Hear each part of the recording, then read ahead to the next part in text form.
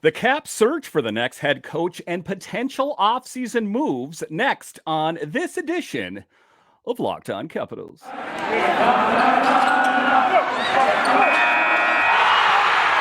Your Locked On Capitals, your daily podcast on the Washington Capitals. Part of the Locked On Podcast Network, your team every day.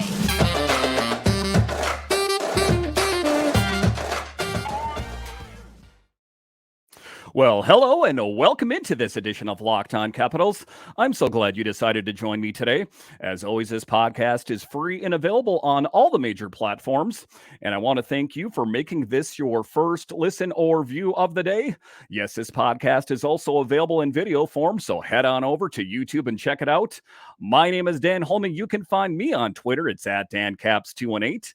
You can find the show on Twitter. It's at Locked On Caps. Today's episode is brought to you by Game Time. Download the Game Time app, create an account, and use code LOCKEDONNHL for $20 off your first purchase. So in this edition of Locked On Capitals, we talk about the recent chatter surrounding Evgeny Kuznetsov. Can this aging rock the red era of the Capitals compete in an increasingly young and fast NHL? And in this edition of Locked On Capitals, we are happy to have the new beat writer, Jared Serre of Washington Hockey Now. Jared, welcome to the show. Hey, Dan, thanks for having me. I tell you, it's funny. As soon as I took this opportunity a couple weeks back, your podcast was actually the first one that I listened to try and get up to speed. So it's nice to put a name to a face, and I'm glad to be here with you today. It's great to have you, and we look forward to your work with the Capitals this coming season here. The Capitals do have a lot of questions to answer, most notably at the head coaching position. As we know, Peter Laviolette and the Caps mutually parted ways, or that's what they're saying anyway. I think that actually Brian MacLellan is the one that, Peter Laviolette is the one that instigated the conversation, but there is change that is going to be coming here soon, just ultimately because the Caps did not get the result that they were looking for. So it stands to reason that they would make a change. Laviolette has been with Washington since 2020, compiling a 115, 78, and 27 record over 3 seasons. The Caps finished this season 35, 37, and 10. Their most losses since 2006-07. He does have a pedigree of doing great things. He led the Carolina Hurricanes to the Stanley Cup in 06-07 and ranks 8th all-time in coaching wins. Talk to me a little bit about Peter Laviolette and what direction do the Capitals go now that they're in a search for a new head coach? Well, I'm not going to speak a ton about Lavi just because that was before I even started, but I think the Capitals and whoever they bring in are in a very interesting position because, well, and this really goes in conjunction with, what Brian MacLellan wants to do. They have a team that can compete now, absolutely, with Alex Ovechkin. You're never really out of it. But at the same time, Ovechkin, Nicholas Backstrom, John Carlson are all getting older. And so it's kind of, okay, we're trying to find a candidate who works with both veterans and young players. We want a candidate who can win now, but set us up for a rebuild, is kind of the vibe that MacLellan has been putting out there. So I think it'll really be interesting, as the playoffs get along, more teams get eliminated, kind of seeing who the Capitals decide to bring in and talk to.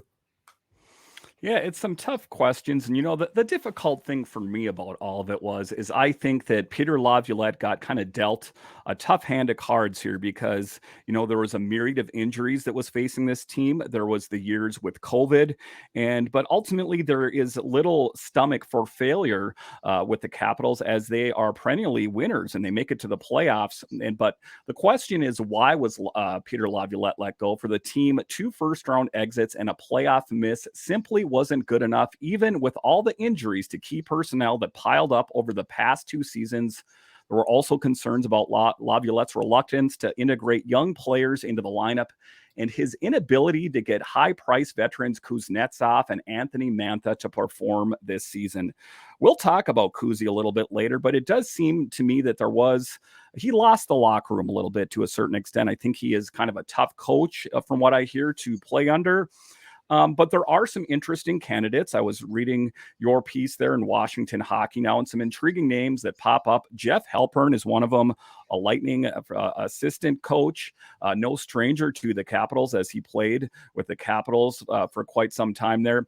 Talk to me a little bit about Jeff Halpern and what you see. Where do you see him fitting in this coaching search? Yeah, so he's definitely, I think he's definitely a player in the search for sure. Pierre LeBrun said earlier this month, I think it was about a week ago now, that he's really the first guy that reports say the Capitals are going to be speaking to. And, I feel like you can't really do, um, how do I put this? I think he's a good candidate. I'll just come out and say it. I think he's a good candidate. He is youthful, longtime NHL veteran, familiar with the area, a DC native. And he knows winning. He's been behind the bench in Tampa for 2 Stanley Cup victories. That the whole time he's been there, they've been arguably the best team in the league. I think you know I don't know the specifics about Halpern, to be frank, but I think that given his understanding, the perspective he brings as a fairly recent a player in DC previously, I think that alone makes him a very strong candidate. And then really just the winning and everything that he's been a part of puts him up so much higher. Yeah, and I think a really good candidate, all things considered. And I think he is one of the front runners, but I mean, there's other coaches that are starting to come into focus here a little bit. Gerard Gallant, as we know, no stranger to the head coaching position in the NHL. He's made his rounds throughout the NHL. 5 years, like you posted here, after Gallant led Vegas Golden Knights, met the Capitals in the Stanley Cup Finals. The veteran head coach is on the market despite leading the Rangers to back-to-back 100-point seasons, you wrote here. So it is a tough thing that, certain teams are just like, we did not win the Stanley Cup. We're out of it. And for me, though, the more I'm hearing from different people on social media, they don't feel that Gerard Gallant is a good match in DC. It seems to be like it's a Spencer Carberry or something like that. Where do you weigh in on Gerard Gallant, and do you think that he would be a viable option in Washington? I think he would be an okay option. He's definitely shown that he can win before. I think he's very similar to Peter Laviolette in the sense that here's a guy who has kind of been around the league. He's had a success in a lot of different places, but he's not like a Carberry. He's not like even probably a Todd Nelson, where um, people like Gallant and Lavi are just kind of, okay, this is what I've done. I'm used to it. Haven't shown much of a willingness to I don't want to say adapt, but to kind of change. They just kind of stick with what they're used to. And if you were to go after a Spencer Carberry or somebody like that, um, a much younger guy, kind of learning the ropes along the way, but provides a much different perspective as a younger guy.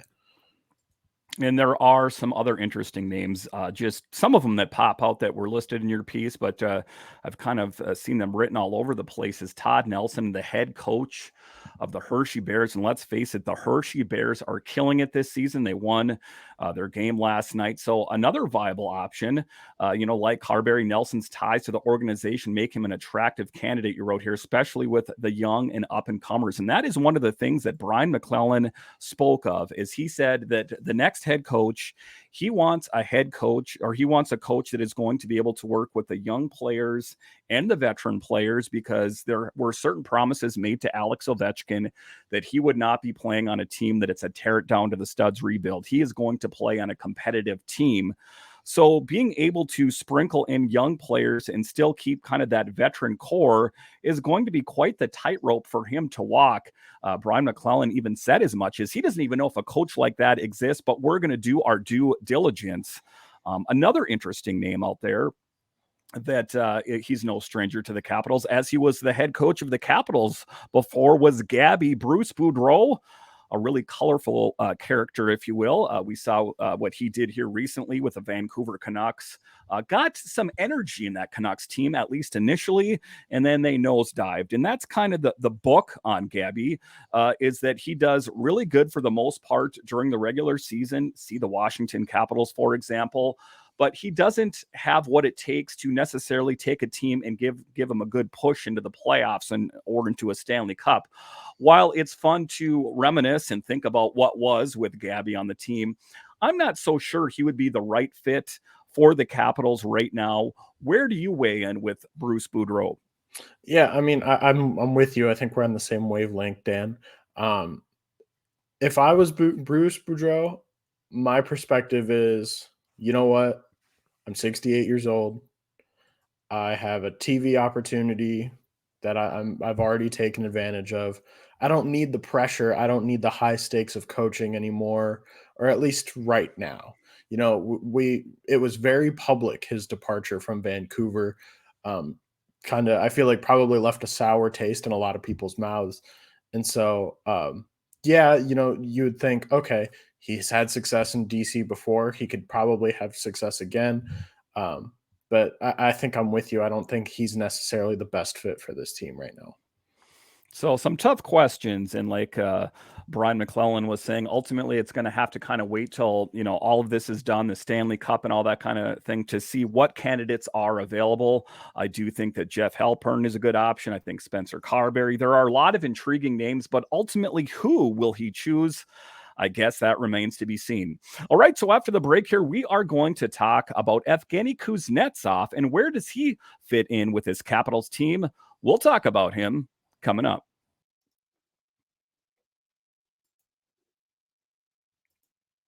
Today's episode is brought to you by a product that I use literally every day, AG1 by Athletic Greens. Maybe you're like me, you want to eat healthy and eat well, but it's always easier said than done. That's no longer the case because with AG1, with one delicious scoop of AG1 in a glass of water each day, you're absorbing 75 high-quality vitamins, minerals, whole food sourced superfoods, probiotics, and adaptogens to help you start your day right.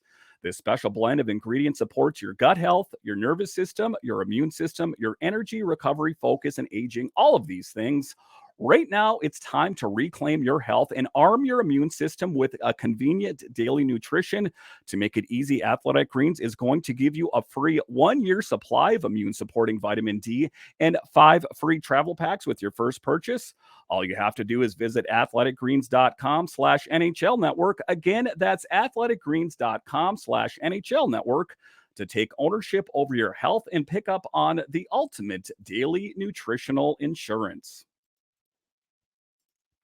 All right, welcome back into this edition of Locked On Capitals, part of the Locked On Podcast Network, your team every day. Make sure and subscribe or follow to Locked On Capitals wherever you find your podcasts. I have a lot of great guests this summer lined up, including Mike Vogel, John Walton, and of course today, Jared Serre of Washington Hockey Now. In this next segment here, let's talk about Evgeny Kuznetsov. An interesting story here. The latter part of the season, we heard that he wanted out of Washington, according to Russian media. Initially, he said that's not the case. That's just, a writer from Russia trying to spin a story to get more likes on Instagram and Twitter, that kind of thing. But then on breakdown day, he didn't exactly deny it. Talk to me what you've heard about Evgeny Kuznetsov. Does he want out of Washington? And would the Capitals be wise to move on from Kuzi? Yeah, so most recently, a Russian hockey agent, Sergei Fedotov, don't check, I know that's his name, but my pronunciation not the best. He purported friend of Kuznetsov's. He came out on a Russian hockey podcast, and he said, look, Kuzi is not happy. He's tired. He doesn't have that spark anymore, and he didn't really like playing for Laviolette either, is what Fedotov said. And so basically right now the Capitals are at a really interesting point because, okay, you address the situation of he didn't like playing for Laviolette. Okay, well, Laviolette is gone. They are looking for a new head coach. It's very well they could find the right guy, and Kuzi could, flip a switch and be the Kuzi that we saw in the Stanley Cup year, this coming season. But at the same time, though, that's definitely not a guarantee. What have you done for me lately, Kuzi? Well, not great, not great.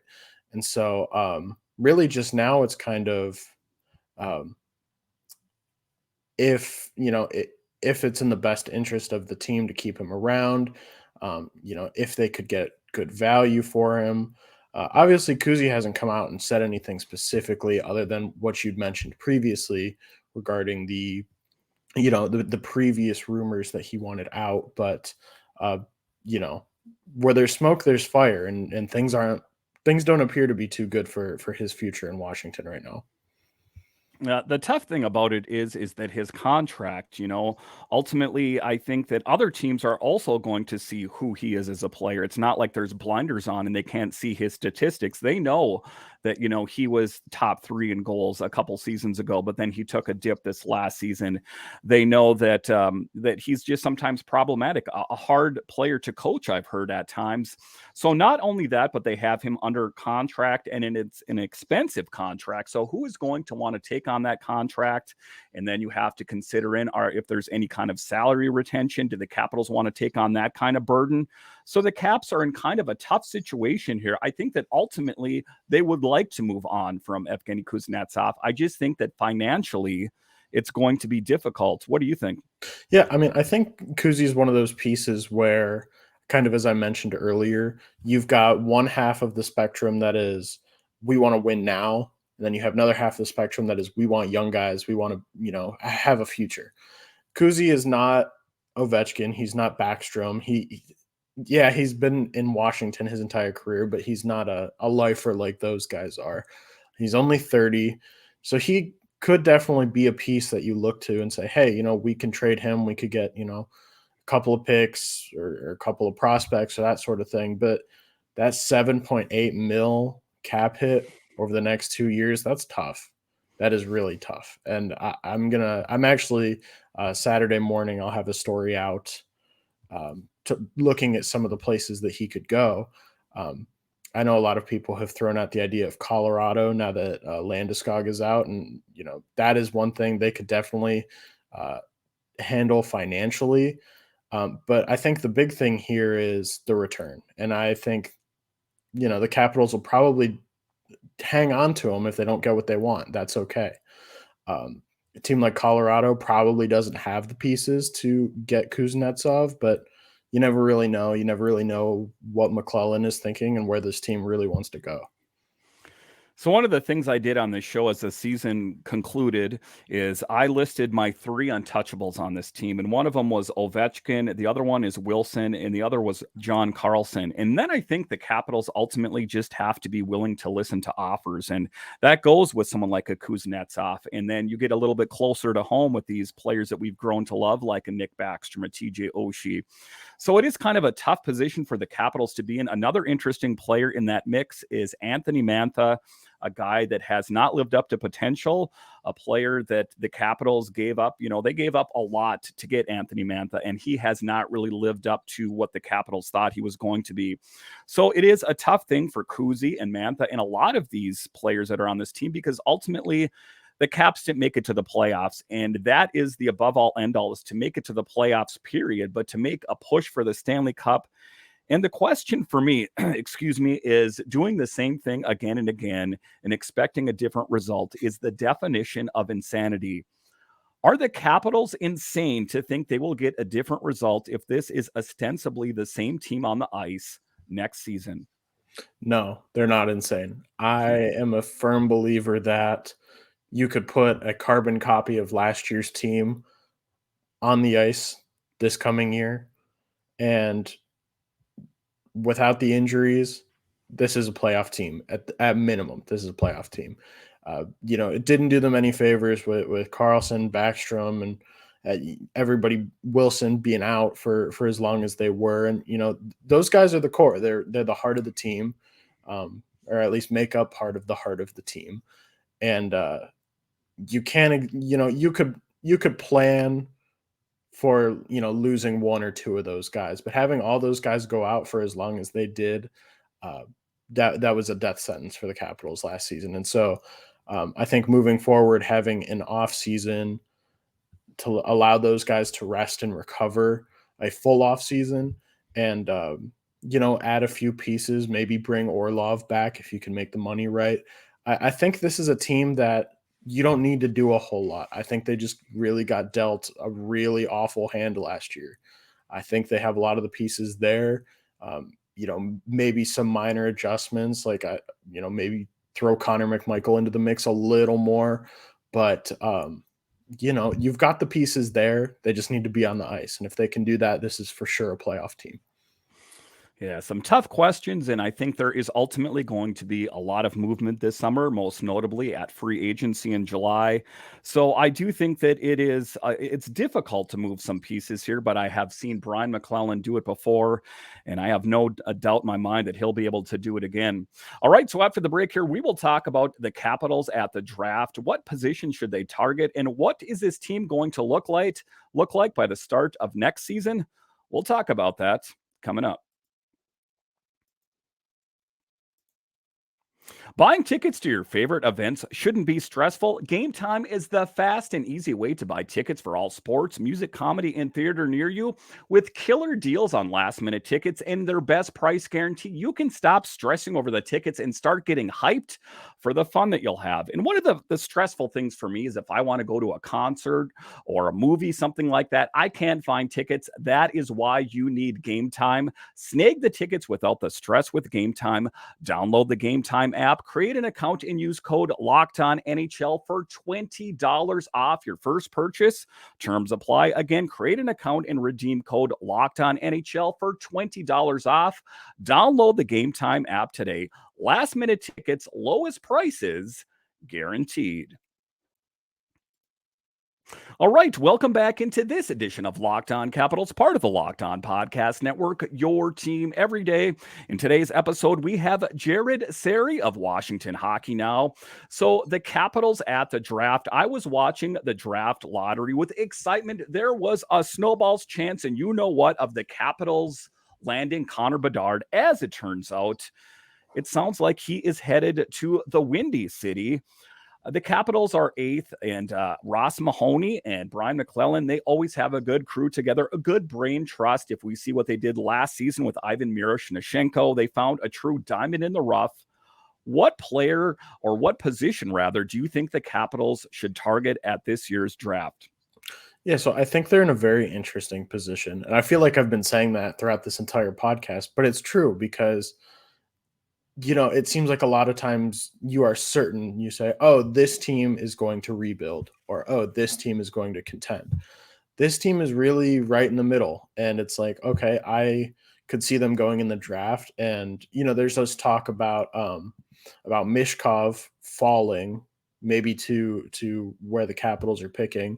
And I could see, okay, maybe taking him or the best player available as a future trade piece, knowing, hey, come the deadline, we're going to be close. We're going to need that one extra piece, and we can flip a guy like that to get that piece to get us another Stanley Cup. Or you could just say, hey, we need pieces for the future. So it might not be the best player available, but maybe a guy with a lot of potential to take over at center, maybe when Backstrom retires or that sort of thing. So, I've looked through a lot of mock drafts. The two names that really seem to be coming up early are David Reinbacher, defenseman from, I believe, Sweden, and Dalibor Dvorsky, who's a center. I don't think you could go wrong with either two of those guys. And, at the end of the day, they just need good prospects. This is a prospect pool that they have that is not very good, toward the bottom of the league. Picking as high as they are this year is definitely not ideal, but given the circumstances, it's definitely a welcome addition for sure. Yeah, because we hear that this team needs to get younger and it needs to get faster, and that's the direction that the NHL is going. And it seems like the Caps are a little bit behind on the 8 ball here. This could be a jumpstart to that youth infusion that this team so sorely needs. So I think, you take a look at Ivan Miroshnichenko. We thought for a while there that he was going to be a couple years out, and then his contract with the KHL was terminated, and it sounds like he might even be getting his start in Hershey next season. So I think that the young players could be coming to this team sooner than later. The difficult position for me, and you'll know this from covering the team here or in the coming season, is that Connor McMichael is a lightning rod. People have a lot of things to say about Connor McMichael. They say, well, he has not lived up to expectation, but that's because he didn't get enough playing time. And when he did play, he was playing on the wing. He wasn't playing at the center.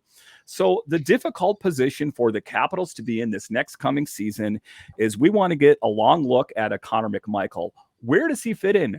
Do they sit Strome down? Is it Backstrom? Is it Kuznetsov? Is it Nick Dowd? One of these players that is important to this team, one of the four centers that I listed there, is going to have to sit down to insert someone like a Connor McMichael. Who do they insert so that Connor McMichael gets his opportunity? Yeah, I really think, maybe if it were me, I'm looking at the free agents. It kind of makes sense. You've got Hagelin and Sherry are both free agents, and obviously they're wingers. But I feel like if I was the Capitals, I'd look at Connor McMichael and I'd say, hey, we're going to give you quality time, quality minutes on the wing.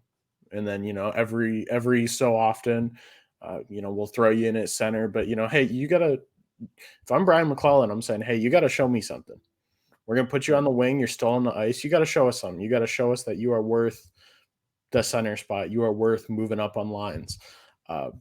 He is only 22. So, he is still coming along for sure. But I think really it's just getting him on the ice any way you can. Seems like winger more so this year.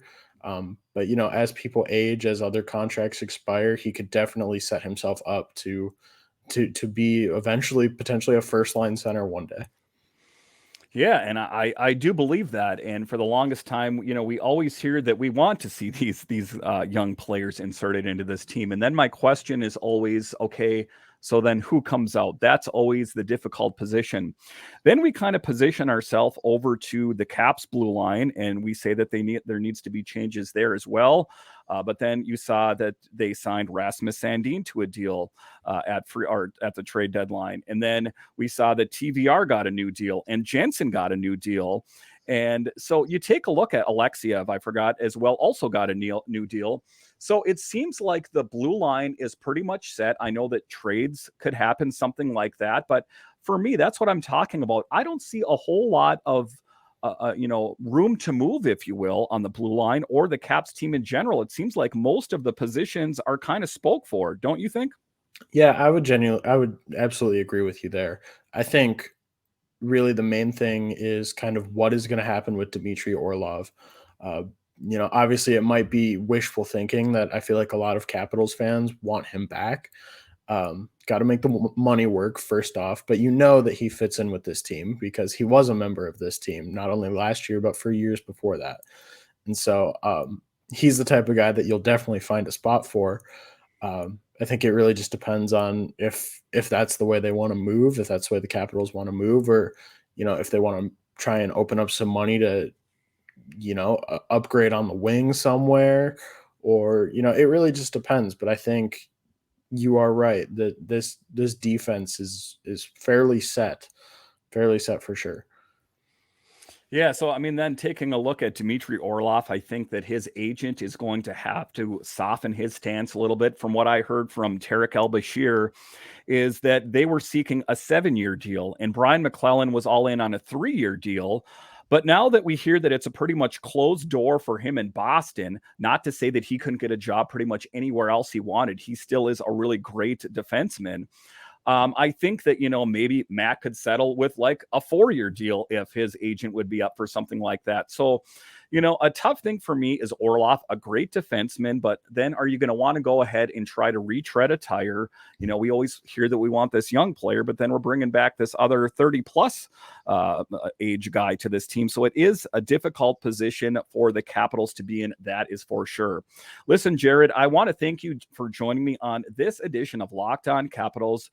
You are fairly new to the Capitals beat. Why don't you tell everyone where we can find your work? Yeah, you can find me first off at WashingtonHockeyNow.com. Our Twitter, I believe, is the same at Washington Hockey Now or at WSH Hockey Now. That is correct. And then my personal Twitter is at Jared Serre. That is JaredSerre. And I'll be, obviously I'm here. I'm here to stay now. So coverage from here up into the season, game nights, all of the above. And, as you and I were talking about before the show started, this is my first time covering pro sports. This is my first time covering hockey. I couldn't be more excited. It's been a lot of fun in the couple weeks I've been doing it already, and I'm really looking forward to the future.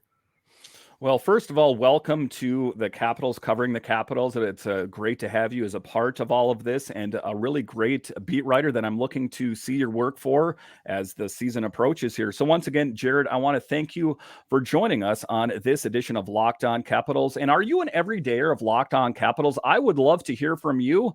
Hit me up on Twitter at DanCaps218 or at Locked On Caps and say, Dan, I'm an everydayer of Locked On Capitals. I'll give you a shout out on Friday's show.